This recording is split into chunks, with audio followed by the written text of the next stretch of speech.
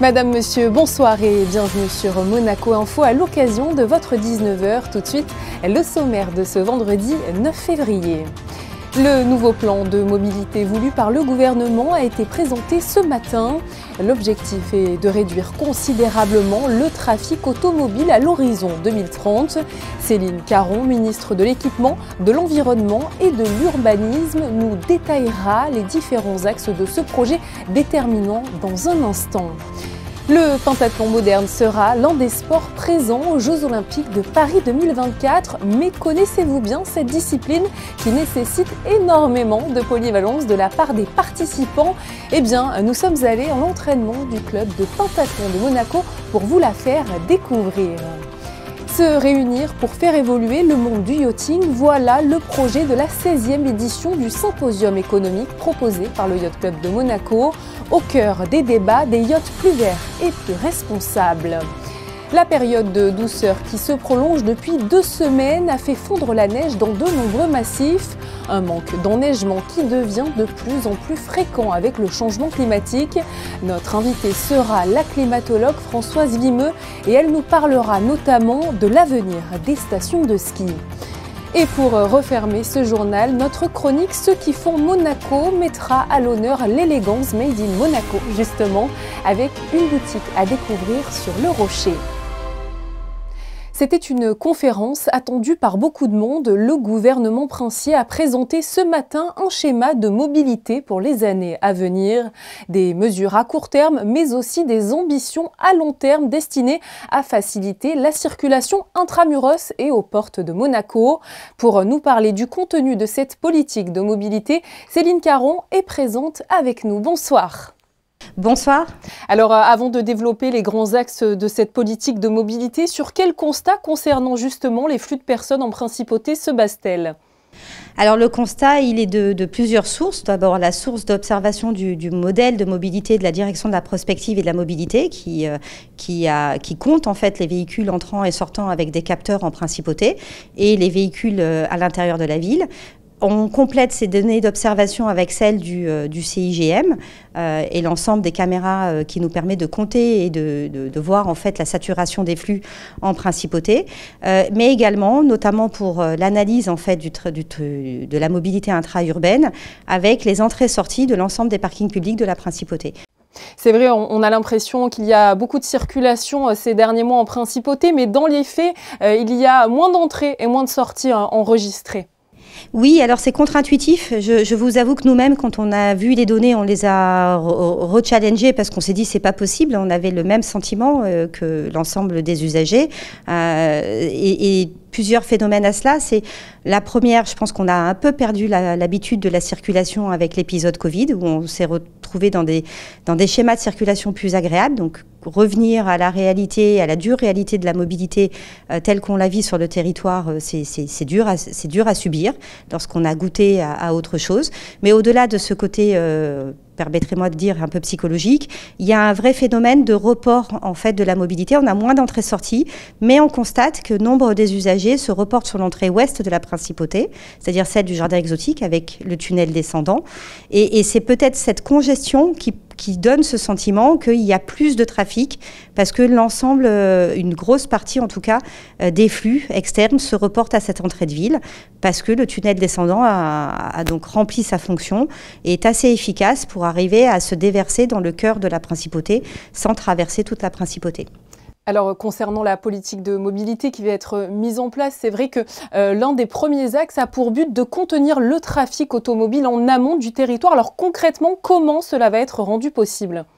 Alors, ce n'est pas nécessairement en amont du territoire. La politique de mobilité et les axes, nous avons regardé les usages. Et nous avons 3 types d'usagers. Nos travailleurs qui viennent tous les matins, frontaliers, qui viennent donc de l'extérieur et qu'il nous faut essayer de contenir, alors de préférence effectivement, comme vous l'indiquez, en amont du territoire. Mais au-delà de ça, donc le maître mot de cette politique de mobilité voulue par le gouvernement se tourne autour de 3 adjectifs qui sont finançables, efficaces et réalisables. Et donc dans un premier temps, c'est de se dire, sur notre territoire, que pouvons-nous faire pour canaliser le flux entrant? Le canaliser, c'est essayer d'avoir des parkings d'entrée de ville. Et prochainement, nous allons enfin voir l'ouverture d'un parking emblématique, qui est celui le parking des Salines, qui est à l'entrée du jardin exotique, pour lequel vous voyez beaucoup d'agitation, des dévoiements de routes dans ce chantier, et nous espérons, nous faisons tout pour l'ouvrir avant le Grand Prix de Monaco, et ce parking de 1800, à peu près un peu plus de 1800 places, va nous permettre d'être une clé de mobilité interne importante pour essayer de vider une partie, en tout cas une partie des parkings de centre-ville où les travailleurs sont garés, en les réorientant vers l'entrée de ville, avec évidemment un service qui leur sera offert pour pouvoir arriver ensuite, une fois leur véhicule garé, le plus rapidement possible sur leur lieu de travail, avec des lignes de bus directes qui seront jumelées à l'abonnement parking et qui leur permettront d'arriver du parking des Salines jusqu'au cœur de Monte-Carlo, avec 1 ou 2 arrêts aux heures de pointe, et du parking des Salines jusqu'à Condamine-Fontvieille de la même manière. L'autre projet mené par le gouvernement concerne l'accessibilité routière. Cette dernière va être, je pense, considérablement améliorée avec notamment la nouvelle bretelle A8 Monaco-Est qui est en service, je crois, depuis le 10 janvier 2024. Est-ce que finalement cela se ressent déjà un petit peu sur le trafic ? Alors, cela se ressent au niveau de la fréquentation. La bretelle est très utilisée. Aujourd'hui, je pense qu'il faut encore être prudent et mettre en place des mesures nécessite un temps d'observation, qu'il ne faut pas qu'il soit trop long néanmoins, mais il faut quand même un temps d'observation nécessaire. Comme vous l'avez dit, ça fait un mois et demi. On se rend compte qu'il y a encore un report du trafic vers l'entrée du jardin exotique, et donc il va nous falloir essayer de canaliser ce report-là au mieux. Le troisième axe du projet de mobilité concerne cette fois les déplacements internes et notamment ceux en bus qui vont être développés. Alors quelles sont concrètement les nouvelles lignes qui vont être mises en place en service surtout cette année ? Alors dans les nouvelles lignes, outre le fait de remettre un petit peu en jeu le réseau et de demander à la compagnie des autobus de vérifier et de peut-être repenser son réseau autrement au regard de l'évolution de l'urbanisation de la principauté, de là où vivent les familles, des schémas en fait. Donc il y a des endroits plus résidentiels, des endroits où il y a beaucoup de familles qui vont ensuite vers le collège ou vers des établissements qui sont plus excentrés du lieu de domicile. Aujourd'hui, ça a été d'essayer de proposer des lignes directes, par exemple sur des quartiers qui aujourd'hui sont très actifs, très résidentiels. Prenons l'exemple du quartier du Larvoto, avec au niveau du boulevard du Larvoto plusieurs bâtiments, dont 2 bâtiments du plan national logement, et donc permettre en fait une ligne de bus qui partira de Monaco-Ville jusqu'au Larvoto avec très peu d'arrêts intermédiaires, de manière à avoir une ligne directe et ne pas systématiquement renvoyer toutes les lignes de bus au niveau du nœud urbain que constitue l'Office du tourisme. Il y aura cette première ligne et une autre ligne qui sera sur la dorsale que nous allons lancer, pour laquelle nous allons lancer le test, qui partira donc du parking des tennis, si je puis me permettre, pour aller s'arrêter au Portier et repartir sur le boulevard du Larvoto et arriver à la place d'Armes et monter jusqu'à Monaco-Ville. Pour finir, dernière question, j'aimerais parler du projet Renaturer la ville. Ce dernier va préparer finalement le Monaco de demain pour une meilleure qualité de vie et encore une fois une ville plus durable. Alors le projet Renaturer la ville, qui est la dernière des politiques publiques que nous lançons là cette année, effectivement a pour objectif plusieurs choses. La première, c'est l'adaptation du territoire au changement climatique, mais au détour de cette politique publique, c'est aussi apporter des liaisons de mobilité piétonne plus agréables, permettant ainsi de développer la mobilité douce. Aujourd'hui, nous avons la culture à Monaco des souterrains, des escalators, des ascenseurs. Je pense que c'est très bien et qu'il faut continuer de soutenir cette mobilité-là, mais pas que. Nous sommes un pays méditerranéen, il faut retrouver le goût à la mobilité piétonne, mais dans un contexte où il est agréable de marcher. Et donc aujourd'hui, c'est aussi permettre, dans un cadre urbanistique, sur le plan urbanistique de la principauté, de connecter les quartiers entre eux à travers ou des passerelles ou des mobilités piétonnes réétudiées pour qu'on ait une vie de quartier, une identité de quartier, mais que les quartiers ne soient pas seuls au monde comme le peut l'être aujourd'hui, par exemple, le jardin exotique. Et donc le gouvernement lance en fait dès 2024 la priorité sur le quartier du Jardin Exotique. Pourquoi? Parce qu'il y a le parking des Salines, parce qu'il va y avoir bientôt le projet du Bel Air avec beaucoup de logements pour le plan national au logement, et que c'est un quartier qui est enclavé, c'est un quartier qui est quand même historique, pour lequel il faut recréer une connectivité avec le cœur de ville que peut constituer la Condamine et la Place d'Armes par exemple. Donc vous allez voir effectivement passer dans quelques temps des images de nos projets qui sont finançables, réalisables, mais pas immédiatement en 2024, puisqu'il nous faut un petit temps d'études et de génie civil pour pouvoir les construire. Beaucoup d'ambition, on l'a compris, mais tout cela prendra un petit peu de temps. Merci infiniment à vous, Céline Caron-Dadjioni, d'avoir abordé à nos côtés les nombreux projets du gouvernement pour améliorer la mobilité en Principauté. Merci beaucoup. Et justement, concernant la circulation en Principauté, des perturbations sont à prévoir ces samedis 10 et dimanche 11 février avec le Monaco Run Gramaglia. Des perturbations de circulation ou des interdictions de stationnement seront à noter notamment dans le quartier du Port-Hercule, mais aussi sur l'avenue JF Kennedy, boulevard Louis II, avenue Princesse Grace et au rond-point du Portier, du Monte Carlo Sporting et du Monte Carlo Bay Hotel. Renseignez-vous bien également auprès de la compagnie des autobus de Monaco, car des déviations ou des annulations de bus sont attendues pour le bon déroulement, évidemment, de cet événement. Un scénario cruel hier soir au stade Robert Diochon pour les joueurs de l'AS Monaco, opposés à une vaillante formation de Rouen en 8e de finale de la Coupe de France. Ils ont fini par céder à l'issue de la séance de tir au but 6-5 pour Rouen. Déjà tombeurs de Toulouse au tour précédent, les Normands retrouveront Valenciennes en quart de finale de cette Coupe de France. Monaco devra de son côté vite se relancer en championnat avec le derby du Sud-Est face à l'OGC Nice prévu ce dimanche 11 février. On vous parlera d'ailleurs largement de ce choc dans notre édition de demain. On continue cette page de sport avec un zoom sur le pentathlon moderne. Ce dernier regroupe 5 sports. Dans un premier temps, l'équitation, l'escrime et la natation, puis la course et le tir qui sont désormais réunis au sein d'une seule et même discipline, le laser run. Découverte de ce sport avec Alban Gingembre et Hugo Comassa qui ont assisté à l'entraînement du club de pentathlon de Monaco. Des tirs sans bruit et sans danger, c'est en voulant démocratiser le pentathlon que les fédérations ont proposé le laser run, une épreuve qui combine la course et le tir avec des pistolets laser. C'est vrai que c'était une activité quand même assez militaire, compliquée à pratiquer. Ça demande, là, on a de la chance à Monaco d'avoir les installations à proximité. Habitué au tir de précision, Denis a tout de suite adhéré au laser run. Il est aujourd'hui champion du monde de sa discipline. Pour en arriver à un tel résultat, il est impératif de travailler les deux aspects du sport. Les deux sont très très importants. En fait, je me suis peut-être focus un petit peu plus sur la course, mais il ne faut surtout pas oublier le tir. Parce que derrière, il y a quand même le cardio qui vient se mettre en place. Et si on ne travaille pas le combiné, ça ne passera pas non plus lors de course. Surtout qu'avec la course, on a un petit peu le cardio qui monte un peu plus parce qu'on se donne un peu plus. Donc il faut vraiment avoir une très très bonne préparation. Et le champion ne s'arrête pas là, forcé de s'essayer à d'autres disciplines du pentathlon. J'aime les challenges. Je me suis mis un petit peu au triathlé, donc ça correspond avec la course et le tir et de la nage. Donc je bosse sur la natation parce que j'aime bien les challenges et peut-être d'autres derrière encore. Autre vainqueur du dernier championnat du monde en triathlé, Julia et Geoffrey, médaillés en relais mixte. Parfois, les autres pays combinent l'équipe à le dernier moment, donc parfois les binômes ne connaissent pas un autre. Nous, on s'entraîne ensemble, donc ça crée une atmosphère bien sûr très proche où moi je donne tout pour lui, il donne tout pour moi et ensemble on vient d'obtenir le bel résultat. C'est vraiment cette cohésion qui a créé cette réussite. Et quand on leur demande leurs futurs objectifs, tous visent encore plus loin. Eh bien, c'est tout ce qu'on leur souhaite, qu'ils aillent encore plus loin. Nous partons à présent au Yacht Club de Monaco dans le cadre de label Classe Super Yacht.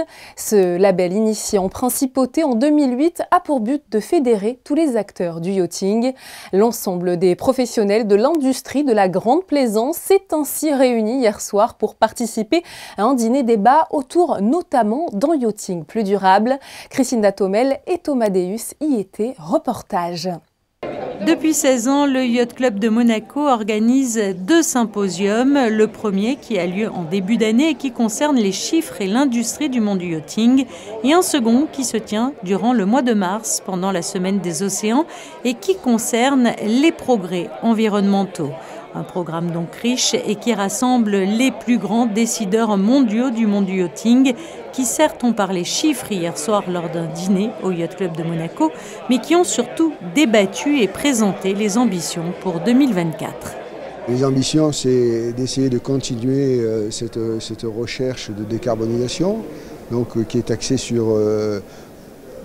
essentiellement, on voudrait faire du bâtiment, de la marina, un démonstrateur environnemental le plus éco-responsable possible et supporter l'ensemble de l'écosystème yachting qui est en principauté pour en faire vraiment cette capitale qui nous semble être logique. La vraie image du yachting, c'est ce poids économique. C'est 1,1 milliard de retombées économiques, c'est 10 000 emplois. Donc il y a une véritable activité autour du yachting. Il faut le faire savoir, il faut le faire connaître. Et puis c'est aussi ne pas opposer développement économique et écologie. La région PACA a donc lancé une étude qui révèle qu'il y a 5400 yachts en Méditerranée, des bateaux de plus de 25 mètres, faisant ainsi de la Côte d'Azur le véritable poids économique de l'industrie. Alors que les vacances d'hiver arrivent à grands pas, les montagnes avoisinantes de la principauté font grise mine. Le manteau neigeux s'approche en effet des niveaux les plus bas historiquement enregistrés pour un début février. Un phénomène qui s'explique par la douceur hivernale et des pluies en altitude. Une tendance de fond liée notamment au changement climatique. Plus d'explications avec notre invitée Françoise Vimeux. Elle est climatologue et directrice de recherche à l'Institut de recherche pour le développement. Bonsoir à vous. Bonsoir. Alors, selon vous, à quel point la douceur persistante a-t-elle amoindri le manteau neigeux dans les montagnes avoisinantes ? Alors les températures très douces que l'on connaît ces dernières semaines, d'une part, elles ont remonté la limite pluie-neige en altitude, et donc on a beaucoup plus de pluie et beaucoup moins de neige.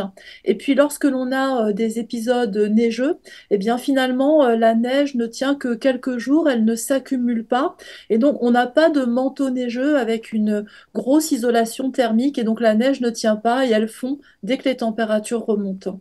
Cette douceur exceptionnelle, ce manque de neige, est-ce que c'était prévisible pour vous en tant que climatologue ?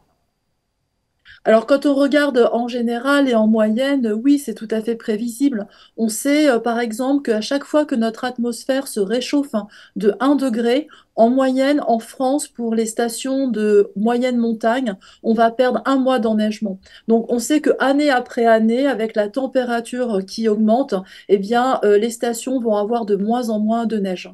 Et quelles sont justement les stations de ski les plus fragiles où la neige est susceptible de manquer le plus rapidement ? Alors, il y a plusieurs facteurs de fragilité. Le premier facteur, on le comprend bien, c'est l'altitude à laquelle se situe la station. Donc, les stations de basse et de moyenne altitude, bien sûr, vont être en première ligne et les premières touchées. Mais on sait aussi qu'il y a d'autres facteurs de fragilité. La question, c'est de savoir, par exemple, est-ce que les stations dépendent économiquement uniquement des activités qui sont liées au ski ou pas. Donc ça pose la question de la diversité en fait des activités proposées. Et puis bien sûr, il y a la capacité d'adaptation des stations à des situations hivernales où il n'y a pas de neige.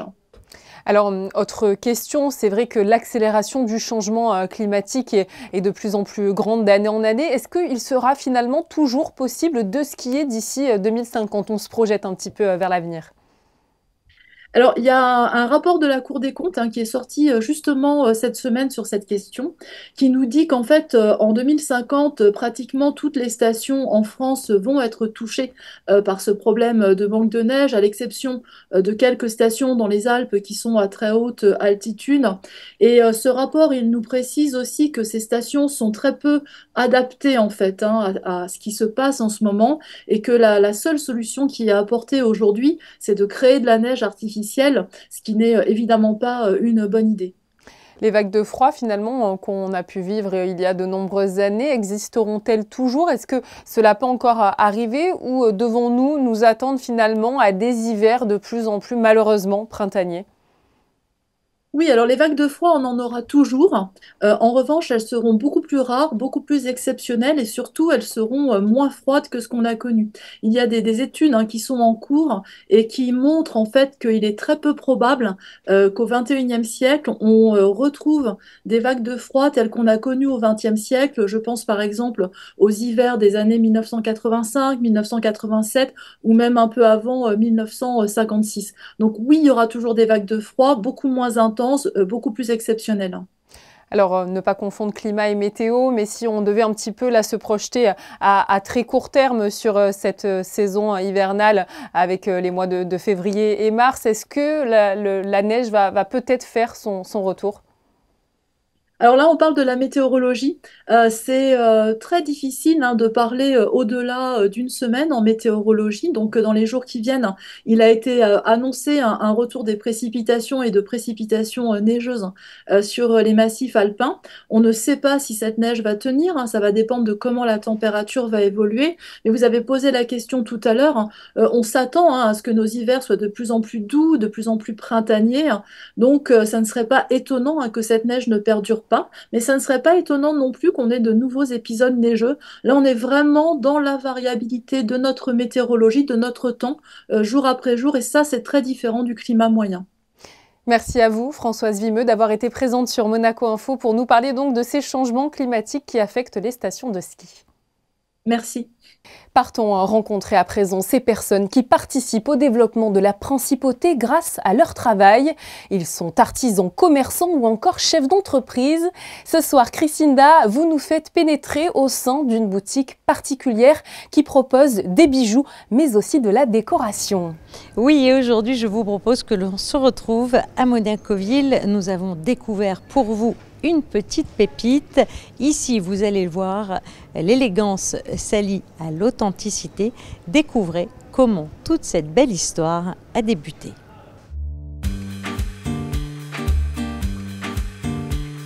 En fait, la boutique a été ouverte précisément le 22 mai 2023. Et en fait, mes ancêtres sont arrivés à Monaco pile 150 ans avant et avaient ouvert à l'époque un atelier de serrier-bourrelier à Monte-Carlo, donc un petit commerce. Et donc pile 150 ans plus tard, leur arrière-petite-fille ouvre une petite boutique. Et une chose évidemment qui est quand même très symbolique, c'est évidemment dans le quartier, le cœur de Monaco, qui est le quartier de Monacoville. Alors c'est vrai que rien ne laissait présager au départ que j'allais ouvrir une boutique de décoration, puisque j'ai fait des hautes études commerciales, notamment le CERAMS, qui est ma business school, Louise Louis de Carli à Rome, et ensuite j'ai travaillé de très nombreuses années dans le domaine du private banking. Et en fait, si vous voulez, c'est vrai que ce rêve d'ouvrir une boutique de décoration n'a jamais cessé d'être présent. Moi, je me rappelle enfant, mes grands-parents me racontaient qu'ils venaient à Monacoville pour voir des amis à eux et que c'était vraiment une ville à part entière, un petit village avec des commerçants comme des épiciers, des légumiers, le boucher, le fromager. Et c'est vrai que, comme vous dites, en la mémoire de mes grands-parents qui aimaient tant Monacoville pour j'allais dire une petite ville à part entière. Notre cible est principalement les personnes en fait de Monaco, donc les locaux. Pour être plus précise, toute la partie bijoux, je suis enchantée en fait de représenter des bijoux qui sont fabriqués de manière artisanale. Par un monsieur qui utilise en métal le laiton rhodier ou l'argent 925.